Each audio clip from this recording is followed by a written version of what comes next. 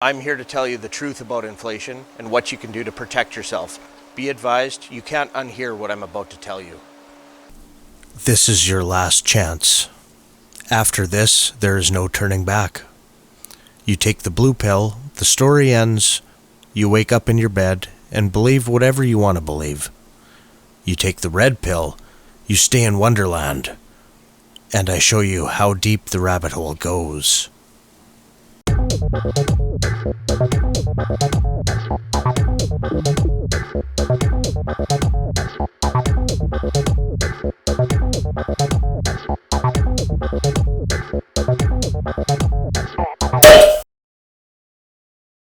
And those high gas prices mean the cost of everything that needs to be transported is on the rise.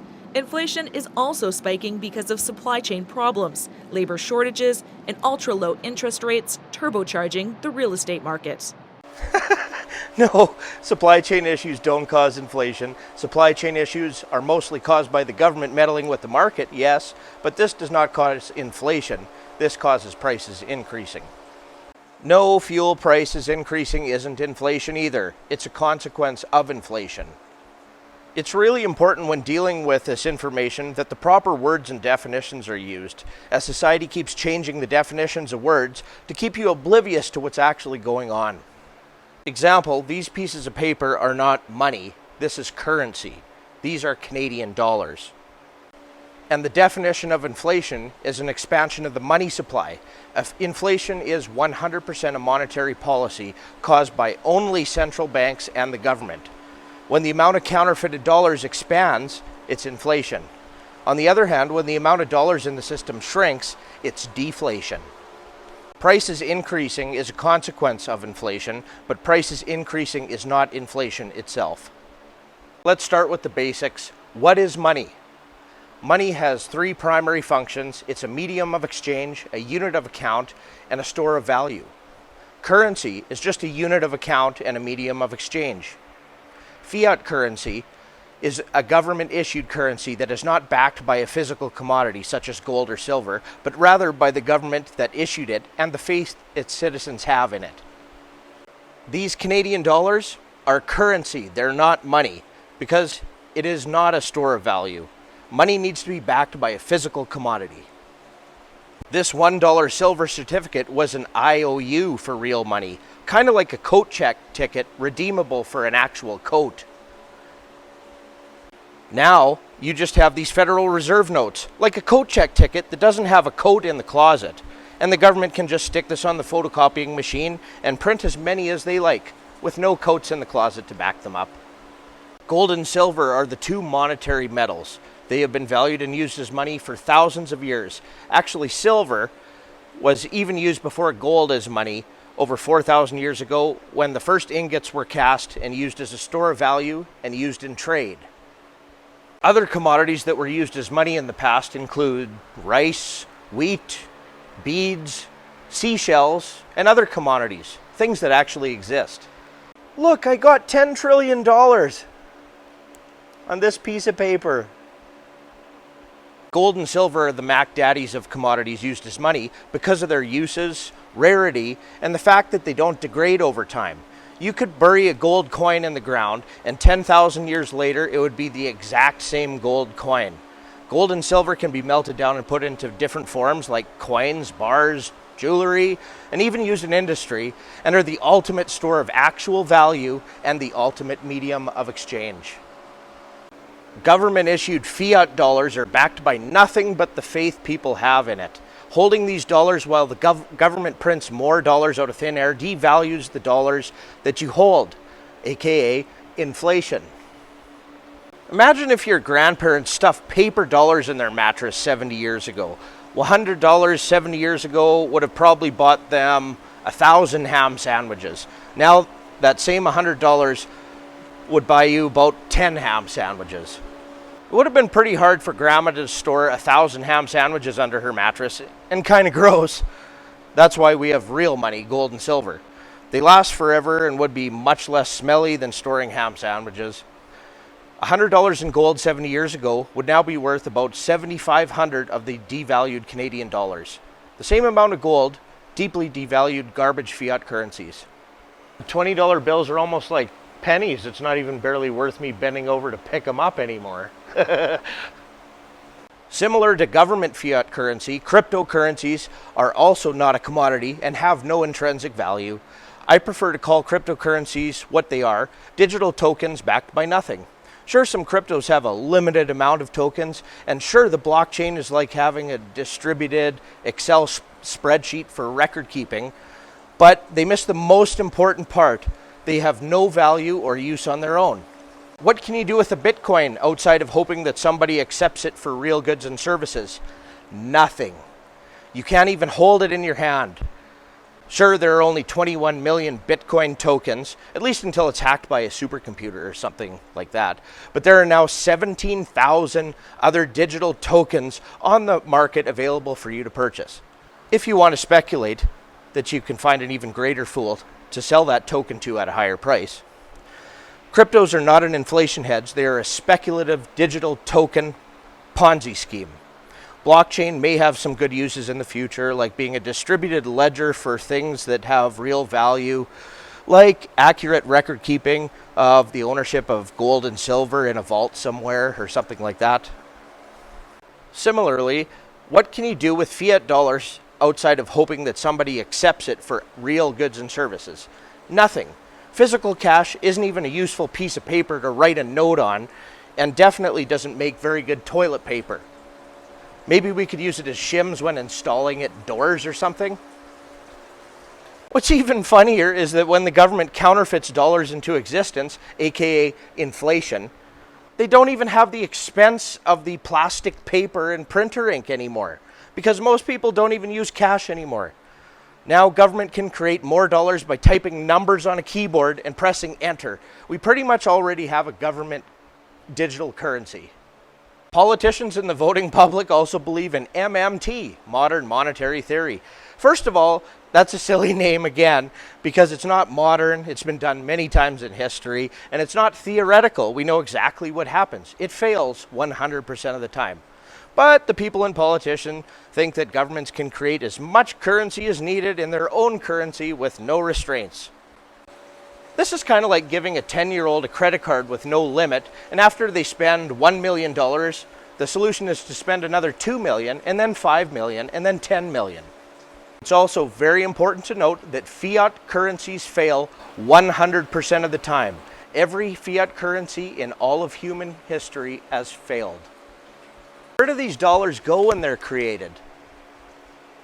Well, they first go to the people closest to the fire hydrant of counterfeited dollars, like politicians, special interest groups, banks, corporations, victimhood hierarchy based on society and the government's values at the time. Then, those trickle down into the real economy, all the way down to your ham sandwich that you purchase. Much more dollars, aka inflation, chasing the same ham sandwich increases the price of the ham sandwich, when it's priced in fiat dollars, that is.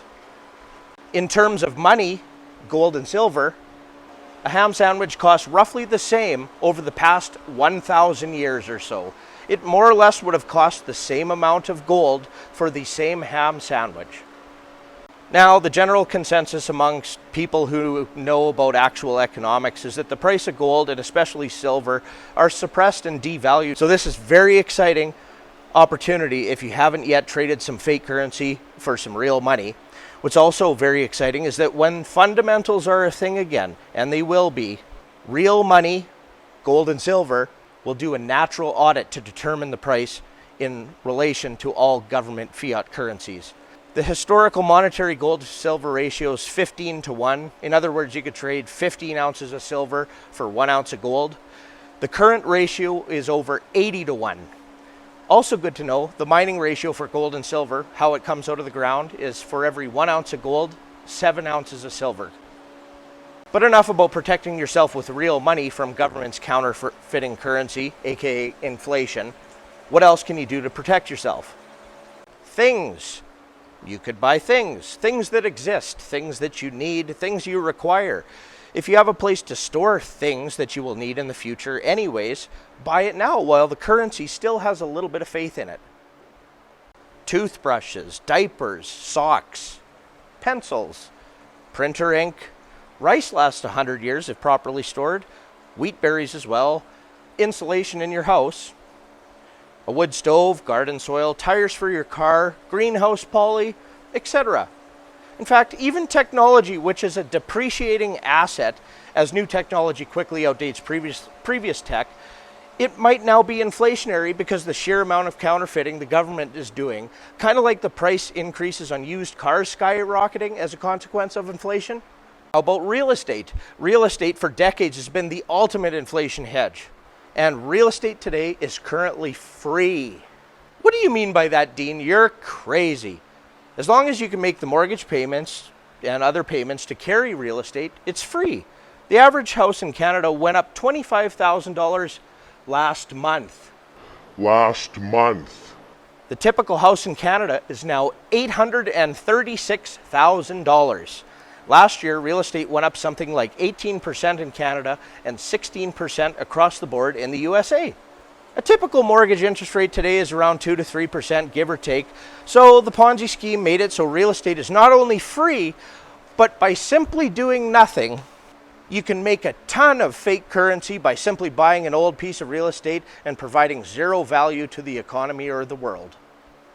In Canada in the last 7 years, house prices doubled. Real estate is typically a depreciating asset as every year the furnace gets older, needs a new roof, needs some upkeep, and in a few decades the house will likely be torn down. But not when the government counterfeits so much money, aka inflation. It turned a depreciating asset into a super high inflationary asset. Another reason why real estate is inflating the most is because it's the easiest way for credit to be created, which is needed to keep the Ponzi scheme going. So all you need is a few percentages saved up for a down payment, and the rest is funny money that can be created out of thin air in the form of a mortgage, aka death contract. Is real estate going to keep going up? Maybe, probably, I don't know. It also might collapse because it's part of the Ponzi scheme, and Ponzi schemes always collapse in the end. So don't take anything I say as investment advice because I don't even know how crazy things are going to get. Maybe the average house price in Canada goes from $800,000 to $14 million before it crashes. I don't know, and nobody does. It's a Ponzi scheme. Could you imagine for a minute being a young adult that hasn't benefited from all this inflation? I feel for young people. My advice to young people is to learn what inflation is, learn about economics, work really, really hard, but also really, really smart, and try to get some exposure to things of value as soon as possible that will go up with inflation. Stocks are also benefiting from inflation because the government's price controls of the most important price, the price of money, with artificially suppressed interest rates for decades now. Since essentially it's free to borrow money, companies will just buy back their own stocks and the general public will just buy stocks as well, keeping all their debt because real interest rates are negative. Savers are penalized for being responsible. After all, savers don't help a Ponzi scheme. It's so far gone from the fundamentals that the old rules of buy low, sell high aren't even a thing anymore. It's buy astronomically high and overvalued and either never sell or sell even higher. Let's get real. One of the best ways to protect yourself from a devaluating dollar, aka inflation, is to set yourself up like a really good free market company would. You want land, plant, equipment, infrastructure, production capabilities, and low overhead and operating costs. Produce more than you consume and you will be just fine. Having useful skills is also great to have. Now, I personally know it's going to get much worse than most people realize, so I invented a product that lasts nearly forever, is healthy, consumable, requires no input costs to even store it, and is necessary to sustain human life. My Arcopia freeze-dried pure fruit smoothies, which I think is the ultimate inflation hedge, and this is just what I'm doing to protect myself and my customers. Typically, consumable goods like food have to be produced every year. With inflation, the input cost to produce food will continue to go up, like energy, fertilizer, diesel, oil, transportation, tractor tires, etc. So freeze-dried food is a way to put fresh food in a time capsule. Use the energy now while it's cheaper because inflation is going to get much, much, much worse. Typically in history, when food prices go way up because of inflation, because of the people and the government, the people will blame the greedy corporations and those greedy farmers. Who are the people going to complain to about the high cost of food? The government, of course. And in a democracy, government is just the people. So government usually will start implementing price controls on food at this time. Every time they did this in history, it led to starvation, then death. But who am I to talk common sense to anybody? Let's say you're a baker and you sell a loaf of bread for $10 because you have to. Your input costs are $8 for each loaf now. But the people complain to the government that it's $10 for a loaf of bread. Meanwhile, the inflation that the people created raised the input costs on the baker to $9 for a loaf of bread. Then the government, at the request of the people, tells the baker he can only sell his loaf of bread for $8 now. But it costs $9 to make. How many loaves of bread is the baker going to continue to make to stay solvent? The answer is 0. The answer is starvation, and it's what the majority of the voting public voted for, so who am I to judge? CPI, or the Consumer Price Index, is at record levels. Even how the government manipulates the numbers now. In the US, CPI is currently at 7.5%, and the Producer Price Index is even worse at over 9%. In the 1980s, to combat extreme high inflation, the Federal Reserve increased interest rates on the people to 20%. It worked, and the Ponzi scheme was saved and allowed to continue on. Today, we have near zero interest rates and an inflation rate of 7.5% by government's manipulated numbers, or 15% in the actual real world. But the difference now, compared to the 1980s, is that government has record levels of debt, as well as individuals, companies, and corporations, record levels of debt. They can't increase interest rates. If they did, the government would have to default. They're already insolvent already, by the way. As well, everyone in the Ponzi scheme is so leveraged that raising interest rates would tank all markets, real estate, stock markets, and the entire economy. Paper fiat wealth would simply evaporate overnight. So there's two choices: default or inflate. And the government is definitely going to inflate. What does inflation mean to you? Well, inflation is a tax. It's a hidden tax that didn't need approval to get put into place. Wages always lag inflation. For example, if you get a 3% raise this year, while inflation numbers are roughly 15%, that means you only got a 12% pay cut in real terms, aka a 12% reduction in your purchasing power. If you were promised a pension or some sort of social security, don't worry, you'll get it. In deeply devalued dollars, of course. Let's say you were promised, hypothetically, $1,000 a month. You'll get that $1,000 a month, but instead of that $1,000 buying you 100 ham sandwiches, it's only going to buy you 80 ham sandwiches, and then 50, and then 20, and then 10, and then 1. To summarize, inflation is just a way to drastically cut welfare and social security by simply devaluing the dollars, because the voting public would lose their minds if they were told the goodies were going to be taken away. If you're responsible and save some dollars, you are one pathetic loser. No offense. You lose against inflation every single day. Consider the dollar a hot potato. As soon as you get that garbage, you want to turn it into something that has actual value while you still have a chance. The word stagflation means record high inflation at the same time as record high unemployment. This is a real possibility, and I'm observing it play out currently. If you have a business, it's important to know that people's discretionary spending is going to go way down. So if you're selling useless trinkets and doodads, novelty goods, or even luxury items, it might not be the right business to stay in moving forward in a high inflationary environment. In high inflation, you can expect to sell less volume but at higher prices that are necessary, as everyone will be spending more and getting less. In high inflation, people will have to spend more on their essentials like food, shelter, and energy.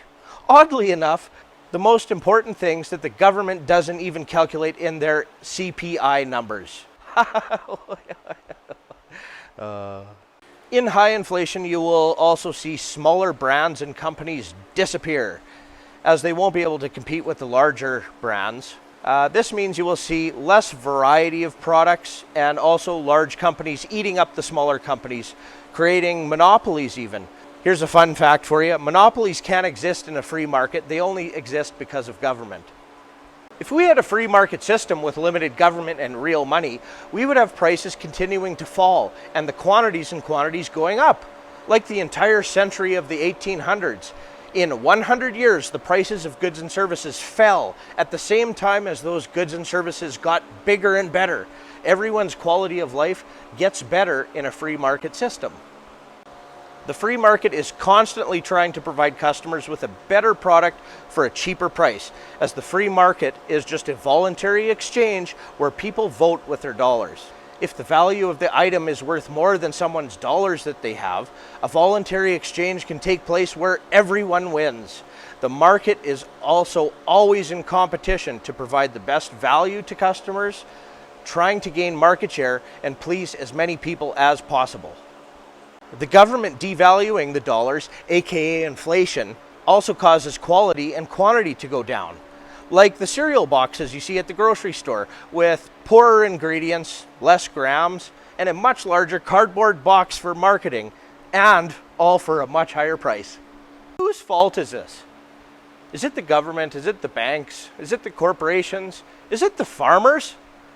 It's actually most people's fault. Government is simply a reflection of the people. Because we have a democracy, and democracy doesn't work, FYI, government is just a direct reflection of the people, and the people like their free stuff. Do you think a politician would get any votes in a democracy if they ran on a platform of taking away the free goodies? No. The US was founded on a constitutional republic, not a democracy, but actually a shield against democracy. But unfortunately, that has been eroded away, hence why we are in the situation that we are today. Especially in regards to inflation, the U.S. Constitution, Article 1, Sections 8 and 10 state that no state shall make anything but gold and silver coin a tender in payments of debts. So much for that, hey? So, the people voting for a free lunch are now going to realize the really, really hard way that there is no such thing as a free lunch. Chickens are coming home to roost. There is no more road left to kick the can down. There's no more future generations to sell out and bring into this Ponzi scheme. See, a Ponzi scheme needs to get bigger, to expand, to have more participants, or it collapses. Well, super high inflation with no way out means the free shit Ponzi scheme is finally reaching its maximum crescendo. The global debt-based fiat Ponzi scheme is almost over. Now, you may listen to this and think that I'm a pessimist. I'm actually an optimist, not for the system at large, of course, but for myself, my family, my community, and that's all that I can really do. If someone said, Dean, here's the crown to the kingdom and you're the leader of everything now, fix it for us. I think what they'd be asking is, Dean, can you fix it without causing any pain whatsoever? And the answer is very much no. There is no way out of this. It's over. Stick a fork in it, it's done. Now, we've been in this Ponzi scheme for, I could argue, 15 years, 20 years, 50 years. I could even argue over a century. I can tell you that things will keep getting crazier. High inflation is here to stay. Will it lead to hyperinflation? On this road, yes, it will eventually. But I do think we will revalue precious metals and go back to a gold standard in real money at some point as well. Now, I can't predict what's going to happen, but I know both the micro and macro pictures that I need to know to make decisions today and to use my time wisely, and I hope that you all are doing the same as well. Now, I've personally been worried about the consequences of inflation for well over a decade, essentially since I thoroughly learned the fundamentals of economics very, very well. So it's really weird for me to turn on the mainstream media and now all I hear about is inflation, inflation, inflation, inflation.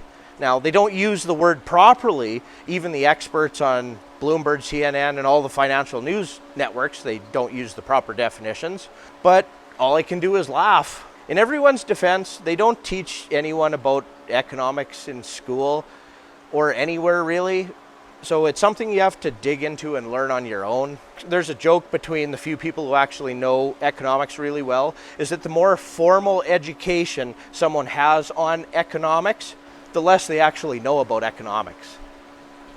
Now, I don't expect this video to go viral or anything. Let's face it, if you're watching me, you're amongst this teeny weeny tiny minority whose vote doesn't count in a democracy really anyways. But subscribe, like, share anyways, I'd really appreciate it. Do your own research. Our content is intended to be used and must be used for informational purposes only. It is very important to do your own analysis before making any investment based on your own personal circumstances. Goo! Did you say you wanted the blue pill? Sorry, forget everything I just said. Just forget it all. Shh. Go back to sleep. Here's a video of some stranger you don't know doing a really silly dance. Shh. Thanks for watching.